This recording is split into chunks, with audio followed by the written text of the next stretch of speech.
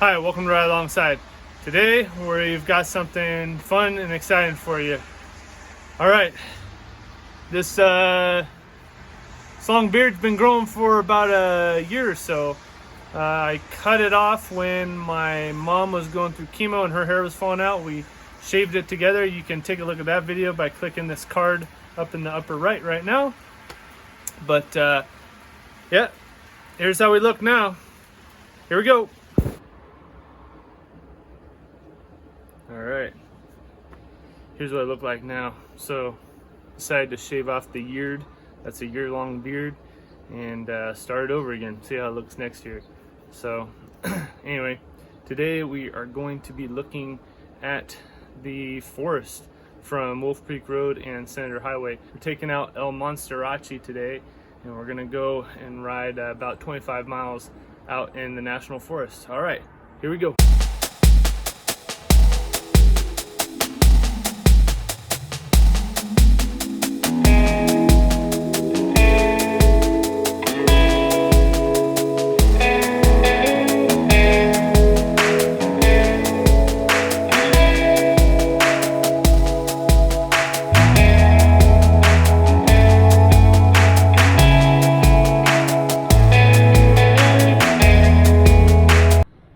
Welcome to Ride Alongside.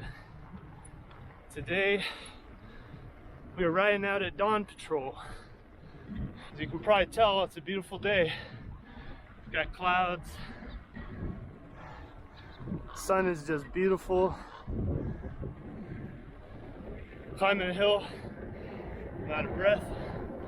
We're gonna go up into the mountains today, into the forest. It's Freedom Forest Friday. All right, here we go.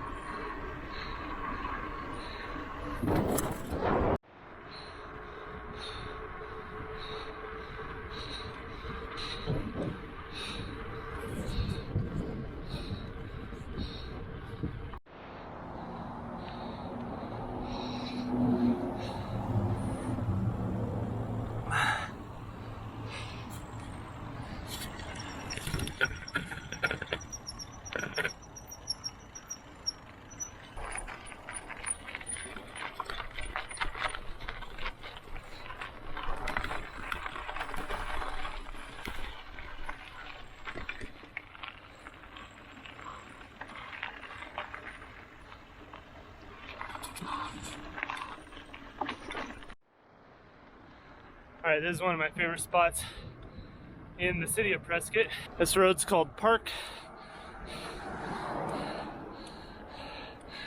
It's got some old houses on it. It's a nice kind of quiet street. And it leads me to the forest. Here's Ironclad Bicycles. They're dealers of Specialized and Norco, some other brands.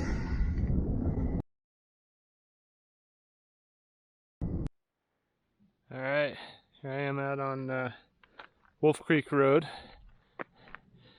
and riding the Salsa El Mariachi from 2013.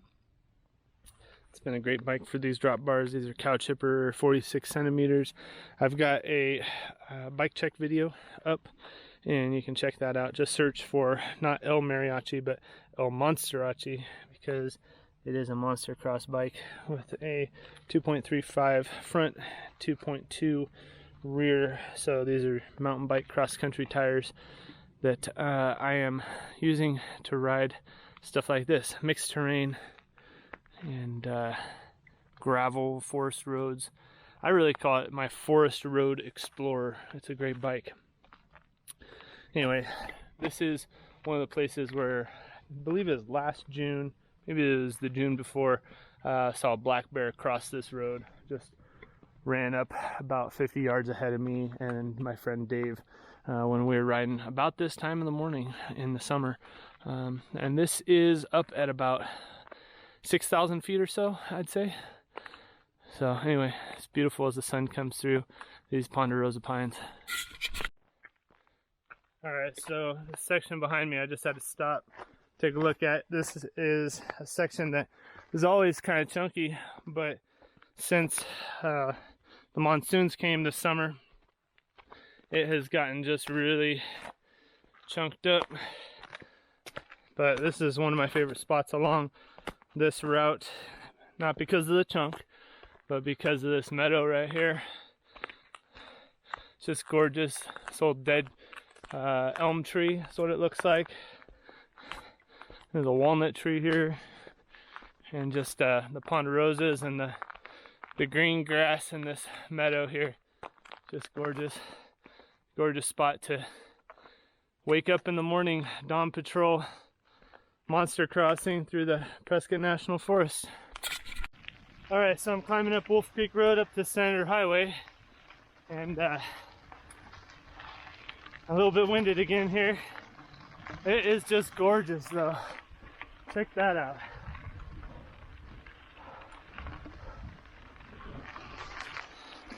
Alright, so one of the things I wanted to talk about was these Akaso gloves I've got.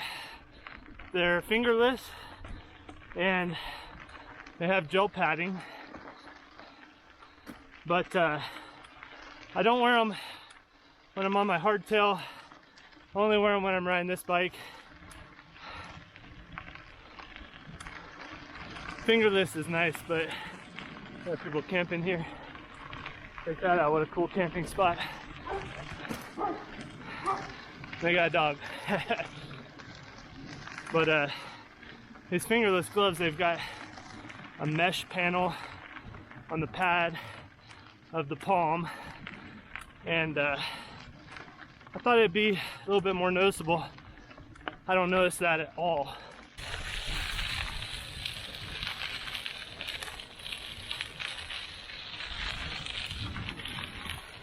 The gel padding on the palm is okay, but my hands have went numb a few times, and that gel padding doesn't seem to be positioned as well as it could be. Another look at that view.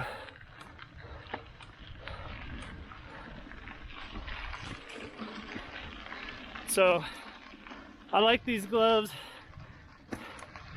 but they really don't feel like super high quality gloves they've had in the past. They just feel okay. Now they sent me a action camera as well, and I may need to play with the settings on that, but compared to the DJI Osmo Action that I'm filming on right now, there's really no comparison. The steady shot in this camera, the color profile, the video quality, that's all far and above the Akaso Pro V2 camera. Alright, time to suck some air, breathe, and pedal here for a minute. Just a great forest road here. Amazing views.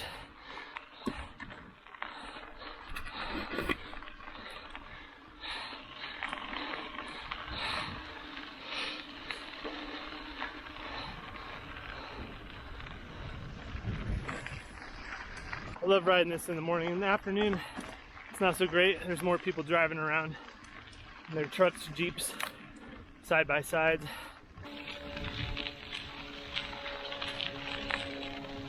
We got a few other videos coming up in the RideAlongside queue. I know some of you bikepackers been looking for some bikepacking content from us for a little bit, so that should be coming up here in the next few months. But we also have a new titanium mug that was sent to us to review, so that should be cool. It's a little bit different than the Tokes 750 milliliter titanium mug that I reviewed a little while back.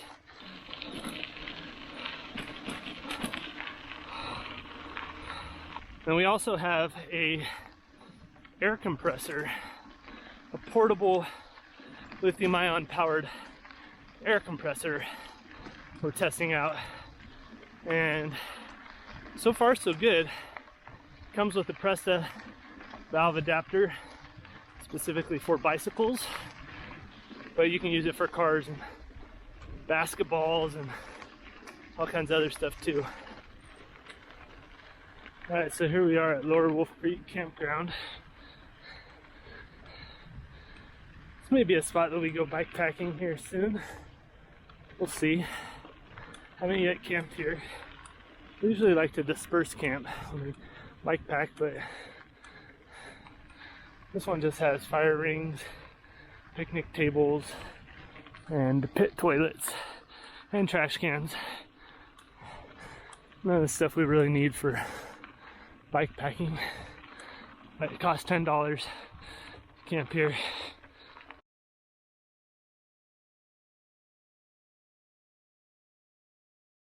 One day in the winter of, let's see, 2019, early 2019,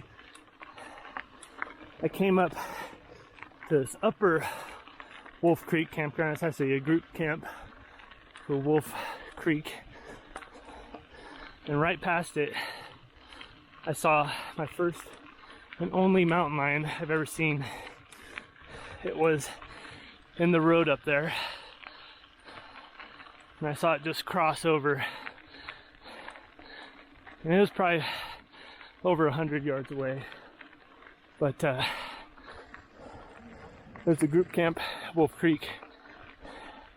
So, seen bear on this road, seen lots of deer. In fact, right before I saw that mountain lion, I saw a herd of maybe 30 deer. Whole lot of mule deer right here. And then I saw that mountain lion, and I figured that they're correlated, that the mountain lion is probably following the deer up and down the mountain. I think it was this stretch right here. You can see real far ahead. And I tried to kind of chase him for a bit, but once he heard me, he darted into the bushes. And I'll tell you what, I could not see that mountain lion at all. So I hightailed it out of there. Made good speed after that, but I knew that the deer were nearby.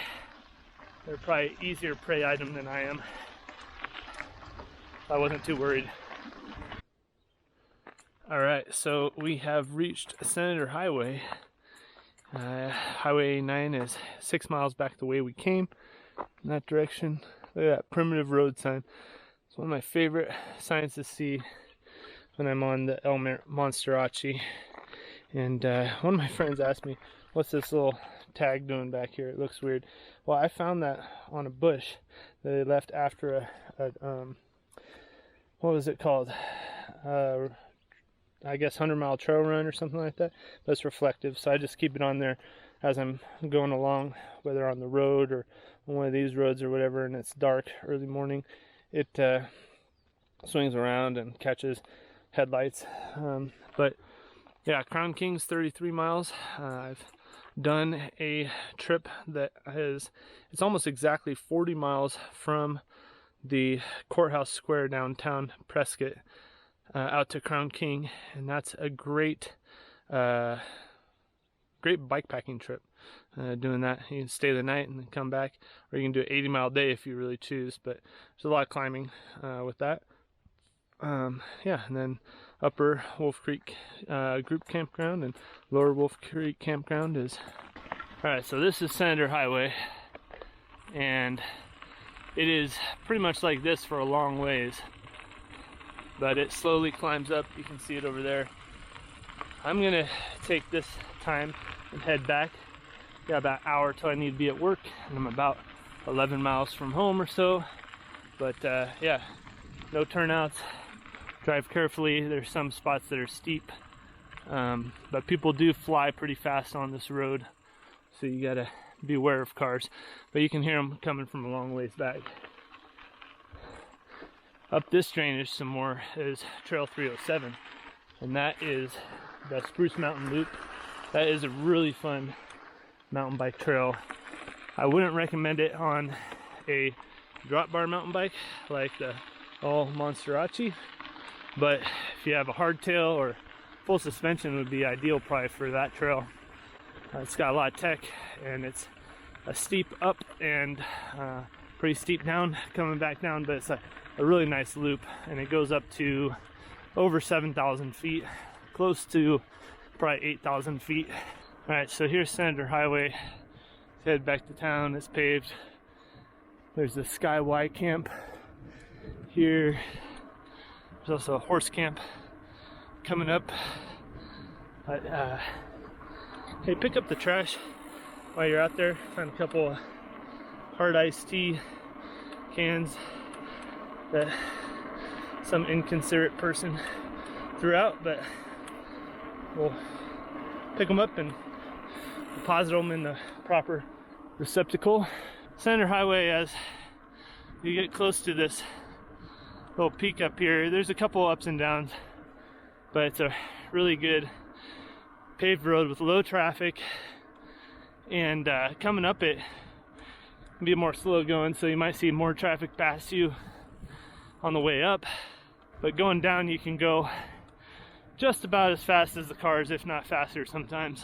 Well, I'm Nick from RideAlongside. Thanks so much for following along here with me, making it to the end. Subscribe if you haven't already. Leave me a like if you enjoyed this video. Leave a comment down below. Let me know where you live, what kind of bikes you ride. Picked up another couple of cans from inconsiderate people who throw them out along Sendero Highway. We're just cruising through downtown by the courthouse square. Here we go. This is where the whiskey off-road starts and finishes every year. We've missed out on it the last 2 years. A lot of us have been real bummed, but this is Whiskey Row, the famous old Whiskey Row where all the cowboys were. Apparently the story goes that the cowboys were falling drunk in the creek, and a lot of them were drowning in the creek, so they moved all of the saloons and taverns over here away from the creek so they wouldn't drown so much. But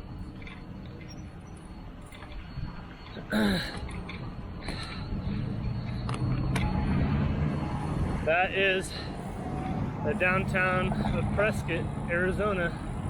Great if you enjoy drop bar mountain biking or gravel or mountain biking or road biking or whatever. Anyway, I'm Nick from RideAlongside. I'll have more videos for you real soon.